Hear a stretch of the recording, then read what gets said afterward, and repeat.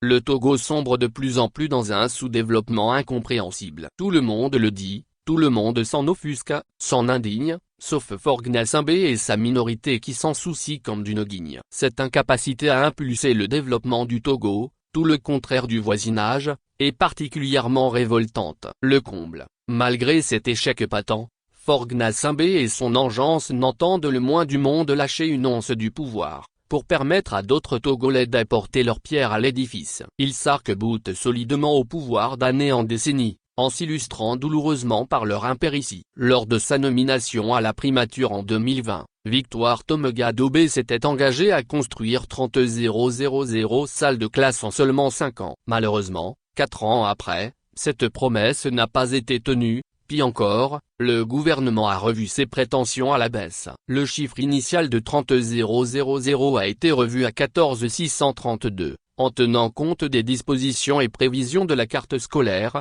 ainsi que d'autres événements, a déclaré Yava Kouigan, ministre de la Communication et porte-parole du gouvernement. Cette réduction viserait à mieux refléter les besoins réels du système éducatif togolais. Véritable aveu d'échec. En s'épanchant avec force promesse en 2020. De construire 30 000 salles de classe, ce que le régime de père en fils n'a pu accomplir en 55 ans de règne absolu, on se demandait ce sur quoi comptait Dame Victoire Tomoga-Dobé pour se la jouer autant garçon.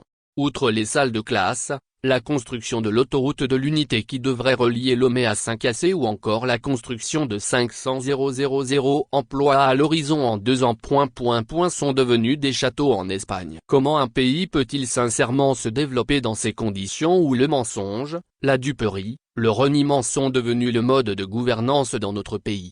Au lieu de s'atteler à développer le Togo, on préfère distribuer gracieusement l'argent à d'autres dirigeants, aux institutions internationales, aux lobbies, aux personnalités ou diplomates. Pour obtenir leur soutien à se maintenir au pouvoir. Pendant ce temps, la plupart des promesses faites par les gouvernants sont reléguées aux oubliettes. Qu'est devenu le Blue Line, le train New Brand-Vincent Bolloré est lancé en grande pompe en 2014. Qu'est devenu la route de soie version Faure Gnassingbé, l'autoroute devant relier Lomé à la frontière du Burkina Faso, et le chemin de fer qui devrait connecter le Togo au réseau ferroviaire de la CEDEAO, baptisé Fleuve de l'Espérance. Avez-vous encore souvenance de l'opération E-Village destinée à connecter les localités, prévenir les risques, assister les populations locales? Que deviennent les motos dites Made in Togo? Notre ambition est d'implanter et de faire rayonner un pôle d'enseignement supérieur et de recherche, dans chaque région de notre pays, promettait Faure Gnassingbé il y a 18 mois. L'université publique d'Atakpamé promise avec tambour et cymbales à cet effet, a-t-elle déjà commencé à sortir de terre? Qu'en est-il du campus universitaire de Kara qui sera situé à Pia? Ce campus, avait-on dit, devrait comporter une présidence, des cités universitaires, une grande bibliothèque centrale, des infrastructures administratives, un centre hospitalier universitaire, une maison des hôtes, des restaurants universitaires, des aménagements d'espaces verts, de loisirs, sport et détente.